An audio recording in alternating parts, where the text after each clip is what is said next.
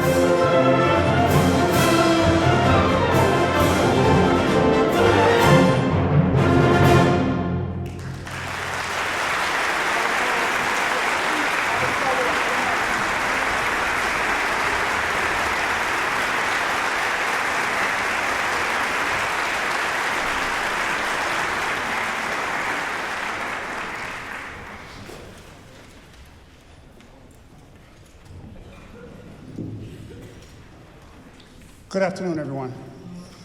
Thanks for coming out to our slightly post-Veterans Day concert. We opened the concert, obviously, with the national anthem, and thank you for joining us in your spirited response. And the previous piece we played was not quite as patriotic as a Veterans Day concert should be. The Cobb Symphony has been invited to perform at a regional conference in Tampa, Florida, in February, 5 rehearsals from now.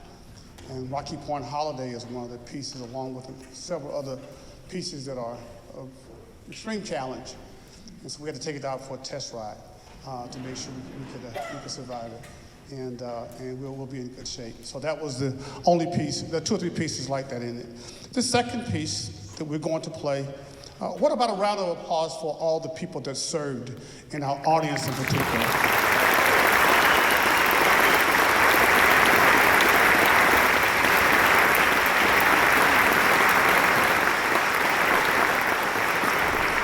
Thank you for your round of applause. My wife and I have a son who serves currently. It's Christopher. He's in the United States Army, stationed in Fort Myer, Maryland, in Pershing Zone.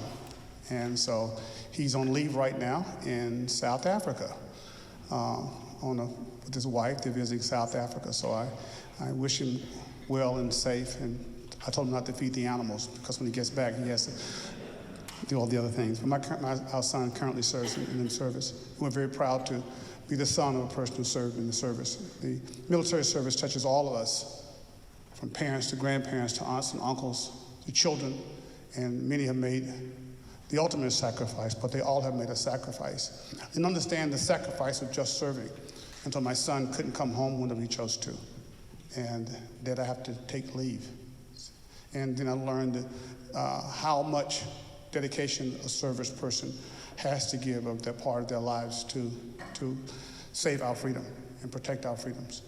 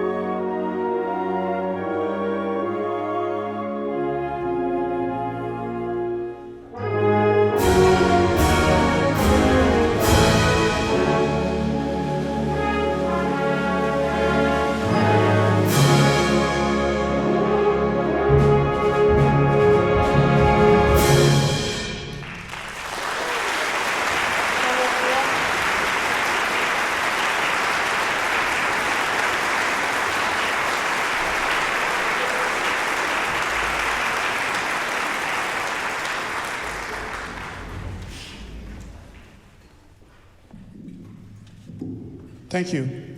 Wonderful collection of the songs of Americana dating back to the Revolutionary War.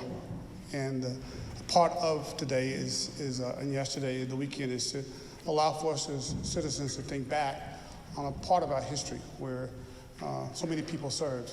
And in this day and age, sometimes we forget about the Revolutionary War or the Civil War and the wars that came along before our Second World War in Korea and Vietnam. There's so many of our people that served. The next one is dedicated to Arlington National Cemetery in Washington, D.C. It's entitled Arlington. And is where so many of our citizens have been interred. And if you've not been there, it's a heartwarming, serene, beautiful piece of American property. And if you're ever in the Washington, D.C. area, particularly with young ones, take them by and listen to them not talk. And sometimes there are no words for a situation. A part of Arlington National is the changing of the guard, the Tomb of the Unknown. And the trumpet player plays taps, and the centurion stands guard 24/7, 365 days a year. Come rain, come shine, or snow. And guarding the Tomb of the Unknown. And so this is a wonderful depiction of that setting.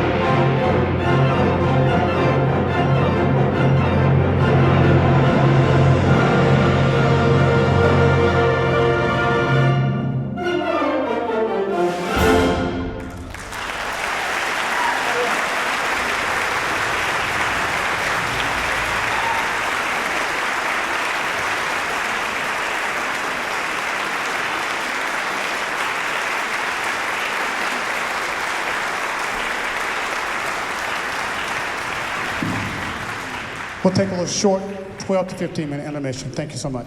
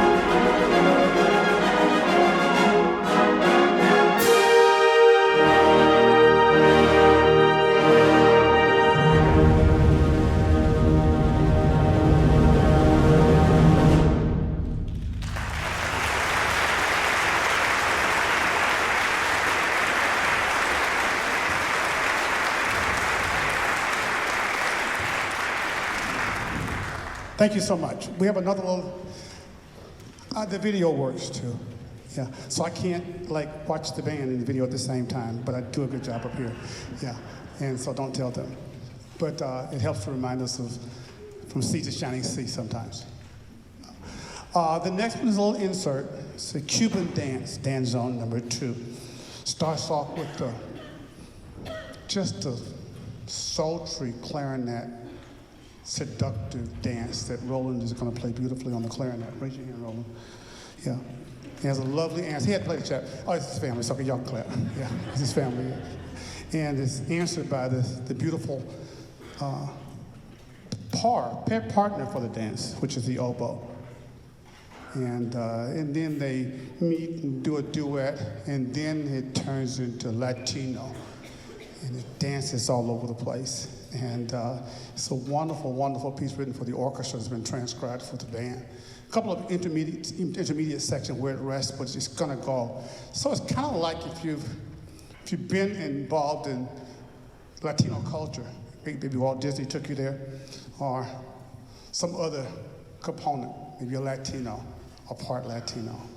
you'll find the colors and the flavors and the congas, the bongos and the timbales, a vast part of Americana, and a part of what makes us unique and different. So if you feel like you want to tap your toe every now and then, it's okay. You have to, we train you as citizens to come to a classical music concert, and you sit up and you applaud, and at the end like this, and so thank you so much for playing. And then we go to the football game or the Little League baseball game, and we scream our brains out. So it's okay to kind of, we're recording this for us, there's a live stream, and the audience will hopefully like it also. But that's a part of what we choose to do it. So we hope you enjoy the fire and the fury and the loveliness of Danzon number 2.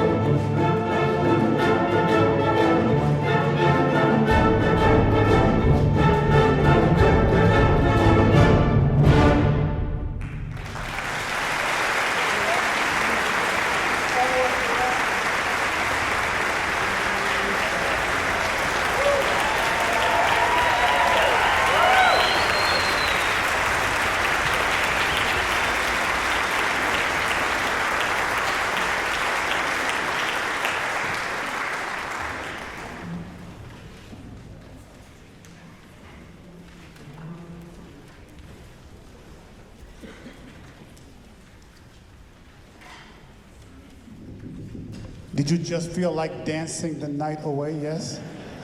Did you notice that when we went from 2 dances to the whole ballroom of like 700 people dancing? Did you notice that? Yes? Yeah. And yeah, that's it reminds me of some of the great music of Bernstein from West Side Story. How he put the mambo in it so that the dance is wonderfully in place. Young Master Pace is our sign person. He's helping us with our encores today. Give him a round of applause and thank him. Young Cub Scout.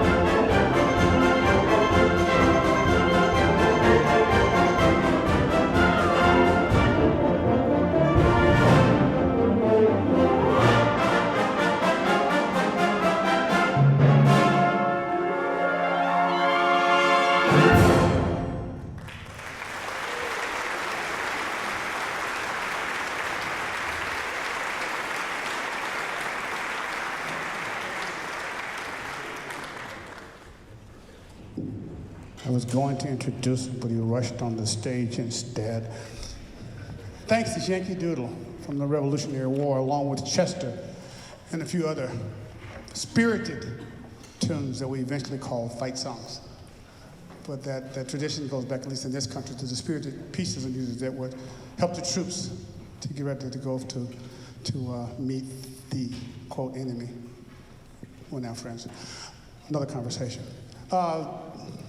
The New Birth of Freedom is a lovely piece inspired by Lincoln's Gettysburg Address. And it's one of the monumental speeches of our times. We chose this again this year because we played it last year and it seemed like we were just in turmoil in early November of last year. Well, though the old turmoil hadn't slowed down much.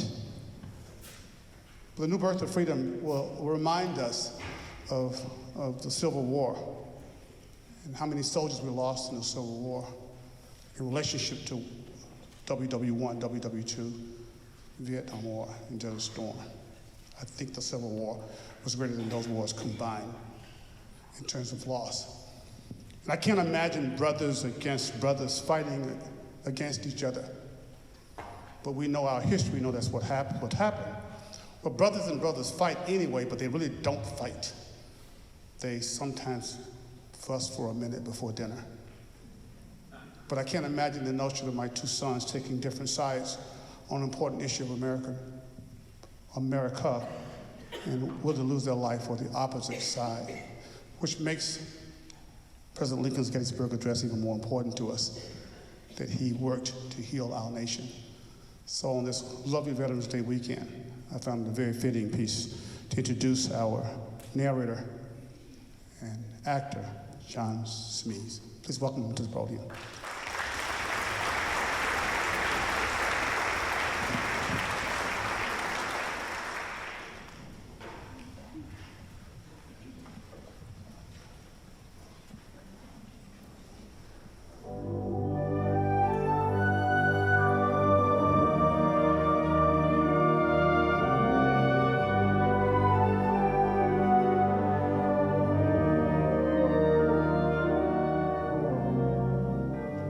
Fourscore and 7 years ago, our fathers brought forth on this continent a new nation, conceived in liberty and dedicated to the proposition that all men are created equal.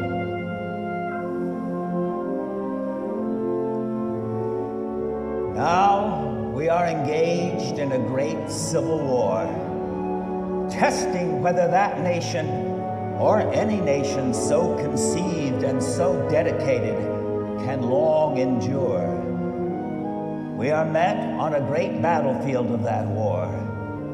We have come to dedicate a portion of that field as a final resting place for those who here gave their lives that that nation might live.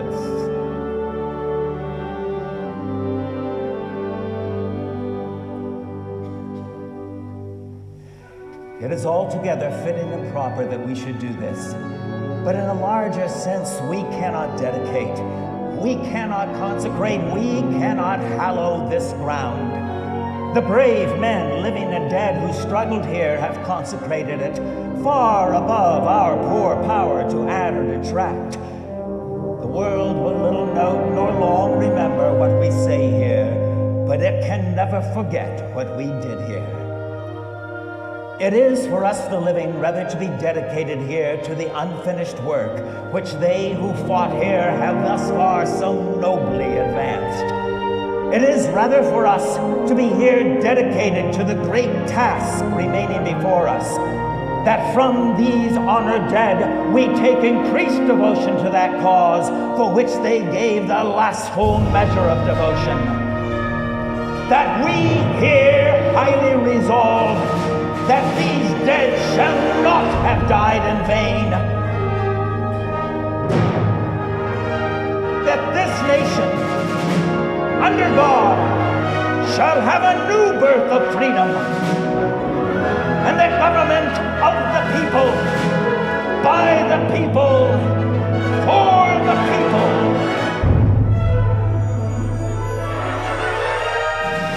shall not perish from the earth.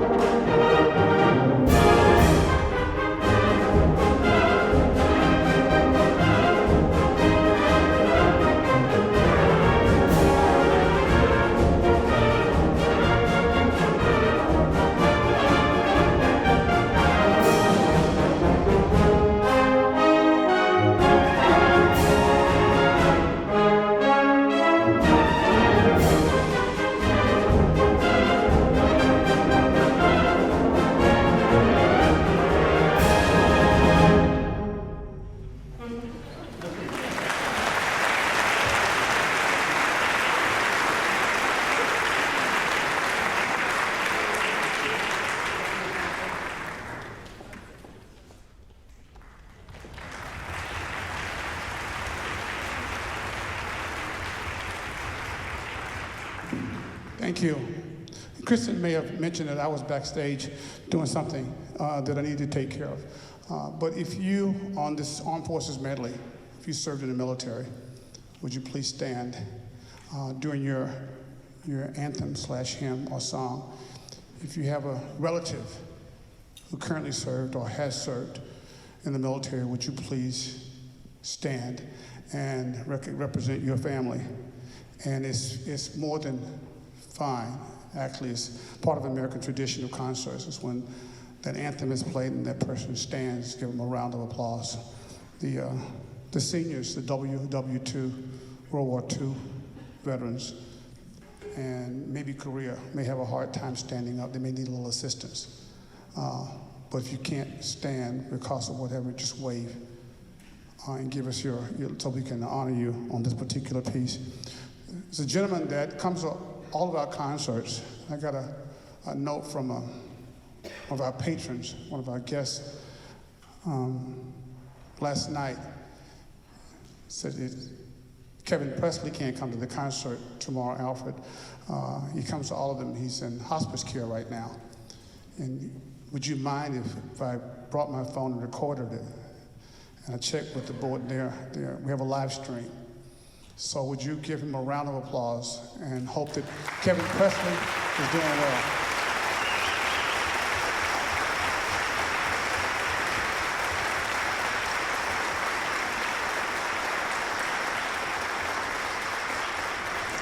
The Armed Forces Salute, followed by John Philip Sousa's Stars and Stripes Forever.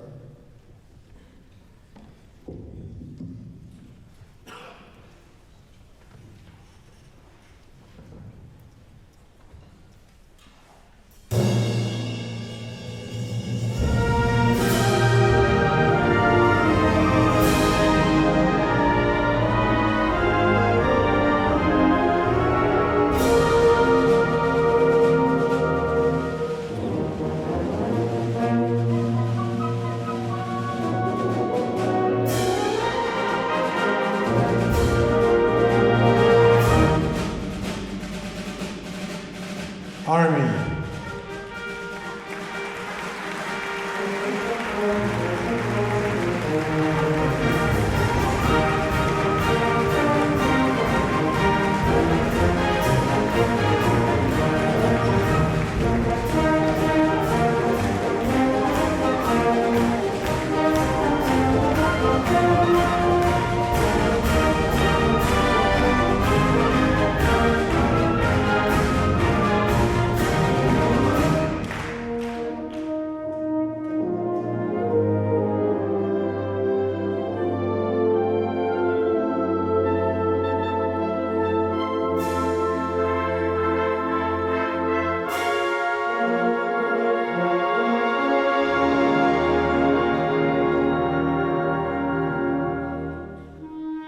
Coast Guard.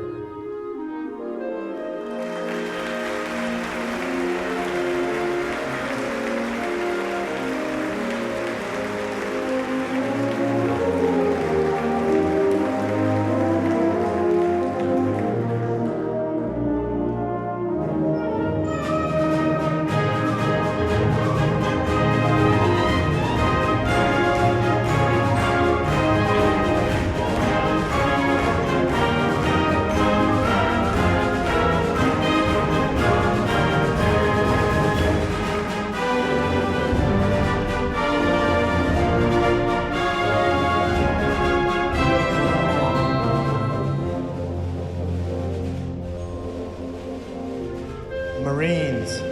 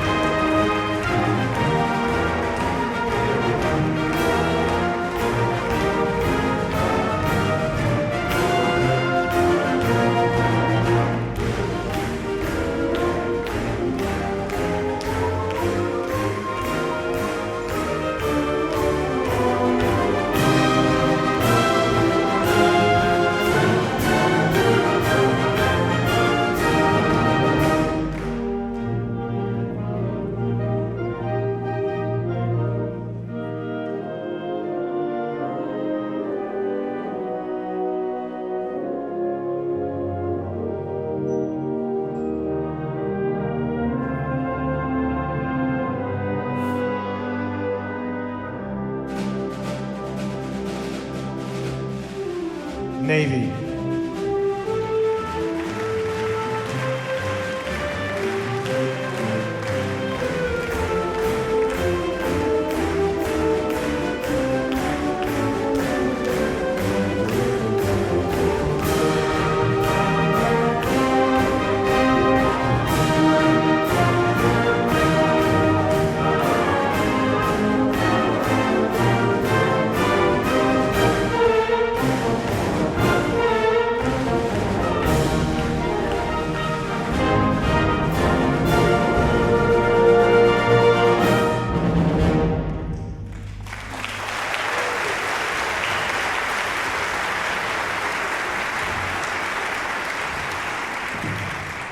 And this will conclude our concert after the Stars and Stripes Forever.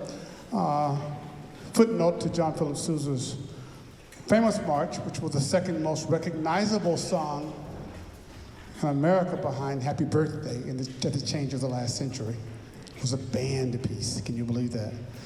Sousa was born in 1854, died in 1932. He led his own band. He was coming back from Europe on a well-deserved trip in 1896. And he and his wife got the message that his manager, his longtime manager, of the Sousa band had passed away. And so Mr. Sousa heard this song on the ship coming back from Europe. But he decided to wait until he got coastside to pen it, to write it on paper. Mr. Sousa did not play the piano. He had perfect pitch. He was a violinist. So our band hero actually played an orchestral instrument from the string family. But once he got back to shore, he penned the Stars and Stripes Forever in ink with no blotches. Yeah, and he had perfect pitch. And he heard this particular song in 1896. So hopefully you enjoy Mr. Sousa's Stars and Stripes Forever.